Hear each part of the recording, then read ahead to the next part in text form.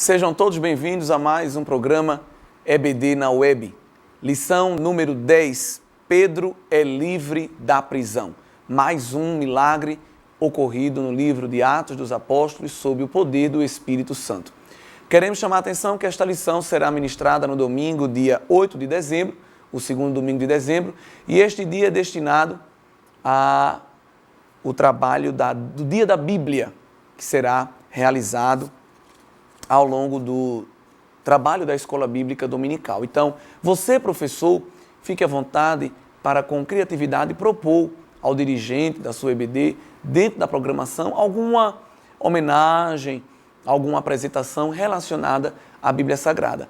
Às vezes pode ser uma canção, um jogral, uma apresentação, uma dramatização, algo interessante que mostre o amor que a igreja tem pela palavra de Deus, a Bíblia Sagrada. Então, é importante não deixar passar em branco esse momento. Não só na escola dominical, mas quem sabe até conversando com o seu pastor, o seu dirigente da congregação, para fazer uma programação até no culto à noite e de repente também estar mostrando à igreja a importância da escola bíblica dominical, um dos ambientes de culto da nossa igreja, onde nós nos debruçamos sobre o estudo das Escrituras Sagradas. Louvamos a Deus porque já estamos chegando aí, aproximando-se, caminhando já para o fim do trimestre, né? Já estamos aí no último mês do nosso trimestre. Louvamos ao Senhor porque já temos visto tantos milagres operados por Deus na vida da igreja primitiva e sabemos que aquele Deus que operou ali no início da era cristã é o Deus que continua operando ainda hoje também em nosso meio, em pleno século XXI. Os objetivos da lição são analisar o contexto da prisão de Pedro, narrar os fatos e lições desta libertação miraculosa e reafirmar o fato de que Deus ouve a oração dos seus filhos. É importante chamar a atenção que o objetivo da lição não é só ficar discutindo pontos históricos e teológicos, mas eu gostei muito que o autor da lição, na sua orientação pedagógica, mostra um objetivo atitudinal, um objetivo não só de conhecimento, um objetivo não só de conteúdo, mas também de atitudes que devem ser desenvolvidas a partir desta lição. O que é esse objetivo atitudinal? É justamente resgatar alguns dos princípios sobre a oração, mostrar ao aluno que orar é importante. Então, o importante não é somente ao fim da aula ele compreender o que é oração, o seu significado, o seu conceito, citar versículos na Bíblia que falam de oração, mas principalmente que esse aluno passe a orar cada vez mais. Se ele não ora, que ele passe a orar. E se ele já ora, que ele passe a orar mais, pois nós sabemos que oração nunca é de menos. Nós temos aí um grande exemplo de oração que moveu a terra e que fez Deus agir de uma forma miraculosa na vida do apóstolo Pedro. O texto do dia é retirado do capítulo 12, versículo 7, de onde está a leitura bíblica, que com certeza será feita ao longo da aula.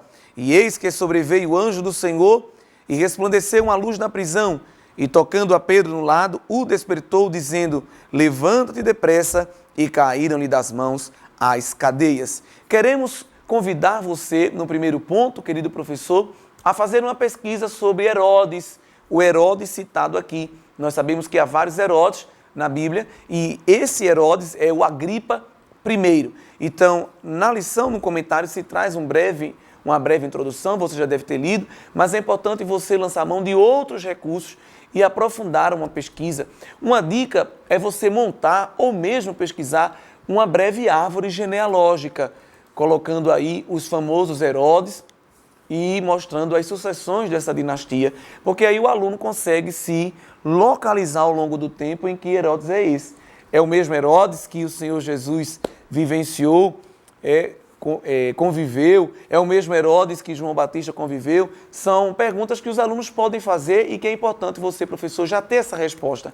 Então, de repente, se você confecciona, até numa cartolina mesmo, ou consegue fazer isso num PowerPoint e de repente leva para reproduzir no Data Show uma árvore genealógica na linha do tempo, isso é muito bom porque o aluno consegue passear ao longo da história e se situar também no texto bíblico. Também chamar a atenção para conversar um pouco com o aluno sobre quem foi Pedro, o apóstolo Pedro. Nós já falamos de Pedro lá no milagre do coxo da Porta Formosa, e se você naquele momento não teve a oportunidade de se aprofundar um pouco sobre a biografia do apóstolo, é importante que você traga essas informações aqui neste momento. É interessante que Pedro foi preso, ele foi perseguido também por Herodes, foi perseguido pelos judeus, assim como o Senhor Jesus. Ele era considerado líder da seita dos nazarenos. Nós sabemos que a fé cristã era considerada seita pelos judeus no seu momento inicial. E Herodes percebia que prender cristãos agradava os judeus. E como ele queria fazer uma política de boa convivência com os judeus, ele vai martirizar Tiago e agora também vai tentar fazer isso com Pedro. O Senhor Jesus, depois que ressuscita e vem conversar com os discípulos, ele fala um pouco sobre como seria morto os discípulos, lá no fim do Evangelho, escrito por João, você deve se lembrar disso. E Pedro, meio alvoroçado, quer saber como seria o fim de João. E o Senhor vai mostrar na sua linguagem que João não ia ter um fim muito parecido com o dos mártires, porque João ia envelhecer. Mas Pedro, por si, também se tornou um perseguidor e um mártir da igreja, foi crucificado de cabeça para baixo. Mas aqui, nesse momento de Atos capítulo 12, ainda não era o tempo dele morrer, pois haviam diversas promessas para o apóstolo Pedro de que ele ia se tornar o grande líder da igreja. No próprio Evangelho de João, o capítulo 21 e os versículos 15 a 17, nós vamos ver o Senhor Jesus falando um pouco do fim de Pedro, e vai dizer no versículo 17, Pedro, apacenta as minhas ovelhas. Nós sabemos que Pedro ia se tornar o primeiro grande líder da igreja. Colocamos aí no rodapé também mais alguns versículos que endossam essa visão e que você pode mostrar aos seus alunos. Pedro, sendo preso e prestes a ser entregue à morte, parecia que Deus estava esquecido das suas promessas na vida dele.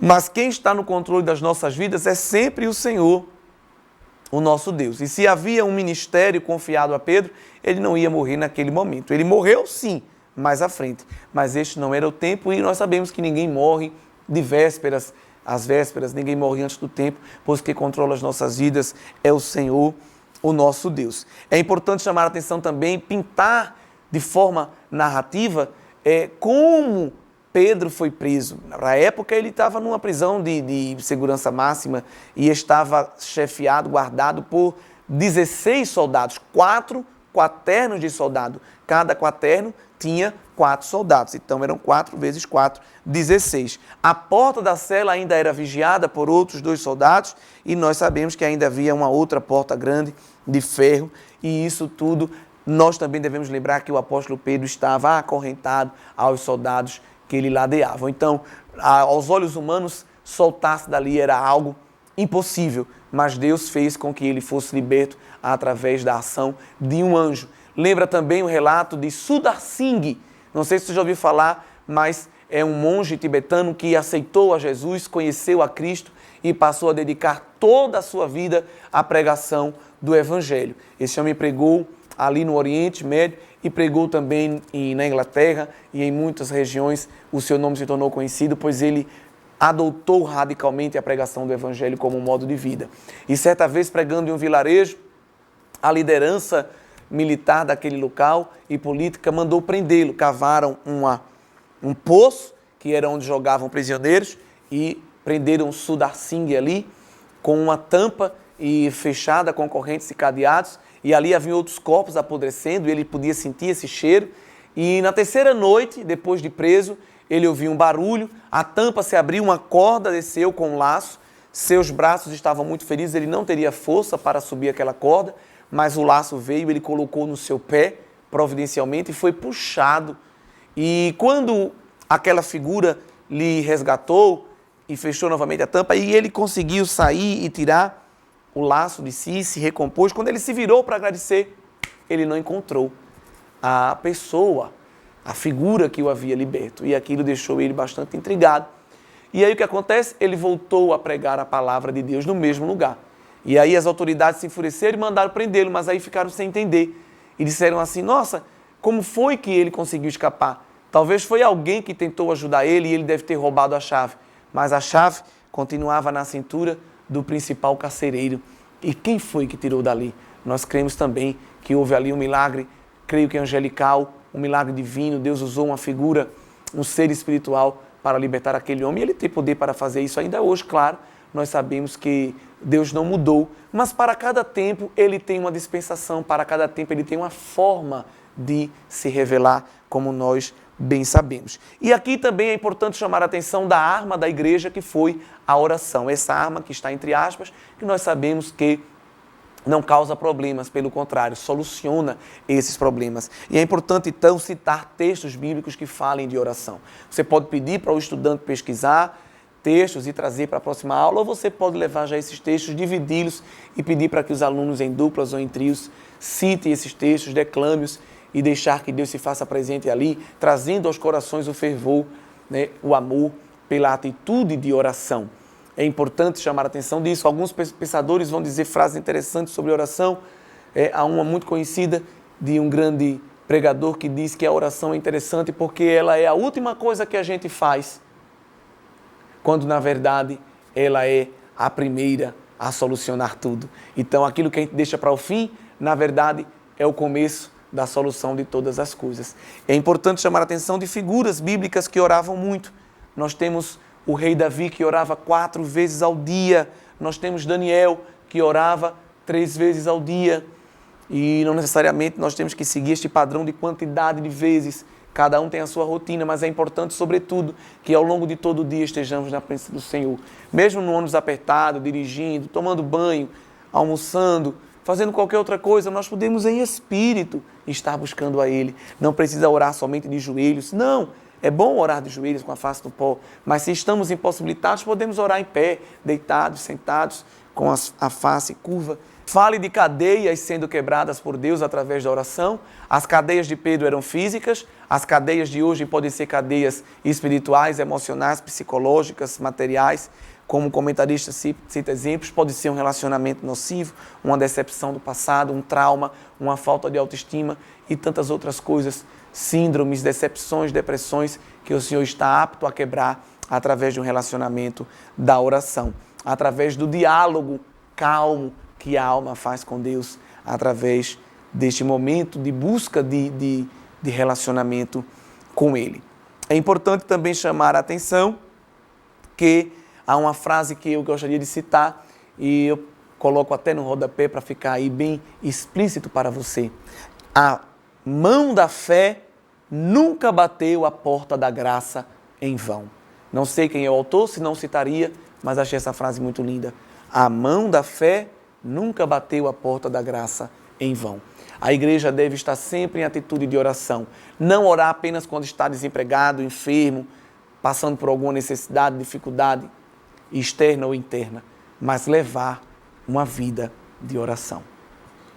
Repito, não somente de joelhos, e não somente dentro da igreja, e não somente nos cultos e momentos de oração nos nossos cultos, mas sempre vivendo uma vida de oração. A síntese da lição nos mostra que, quando a igreja persevera em um propósito de oração, os céus se movem e os milagres acontecem. E a igreja orava por Pedro sem parar. O interessante é que Deus já tinha respondido. Pedro já estava livre, Pedro já estava andando, se dirigindo de volta para a casa da irmã Maria, mas a igreja, sem saber que a resposta tinha chegado, continuava orando a Deus. Quantas vezes isso não acontece? Quantas vezes na nossa limitação não sabemos que Deus já nos deu vitória? Mas é bom que permaneçamos em oração. Nunca é demais. Se nós observarmos aí o versículo 5, que diz que Pedro era guardado na prisão, mas a igreja fazia contínua oração por ele. Na nova tradução na linguagem de hoje, diz que a igreja continuava a orar com fervor por ele. Na versão atualizada diz que havia oração incessante a Deus por parte da igreja. Na nova versão internacional diz que a igreja orava intensamente a Deus por ele. Essa intensidade não é só de tempo, mas também de fervor. Não adianta ficar orando horas sem alma, sem sentimento e principalmente sem fé. Devemos usar essa intensidade de tempo também com essa intensidade de fé e com certeza veremos o Senhor responder às orações. Não é em vão, então, que em Isaías 56:7 o Senhor disse: a minha casa será chamada casa de oração. O lugar onde Deus está, o lugar onde Deus habita, o templo, ele já falava que seria um ambiente de oração.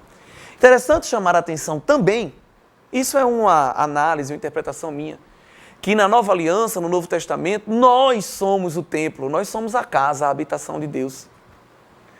Será que esta casa, será que essa habitação tem levado uma vida de oração? Não faz sentido, irmãos, a gente raciocinar isso? Que no Antigo Testamento as pessoas iam ao templo orar.